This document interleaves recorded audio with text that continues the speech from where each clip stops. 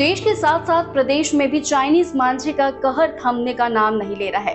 मकर संक्रांति पर पतंग उड़ाने की परंपरा एक बार फिर जानलेवा साबित हुई है। रायपुर में एक छात्र का गाल कट गया है चाइनीज मांझे से, गंभीर रूप से घायल हो गया है वो अपनी बड़ी बहन को स्कूल छोड़ने जा रहा था, तभी चलती गाड़ी में चाइनीज मांझा उसके चेहरे में फंस गया। इससे छात्र के गाल कट गए, वो लहूलुहान हो गया। छात्र को 34 टाके लगाने पड़े। हादसे में छात्र की बहन के हाथ में भी मांझा लग गया और उसका हाथ कट गया। डॉक्टरों ने बताया कि चाइनीज मांझे से लगे घाव निशान स्थायी रह सकते, इसलिए प्लास्टिक सर्जरी की सलाह दी गई है। इधर बात करें तो छत्तीसगढ़ पर्यावरण मंडल और रायपुर नगर निगम की टीम संयुक्त रूप से घूम घूम कर चाइनीज मांझा की जब्ती का अभियान चला रही है।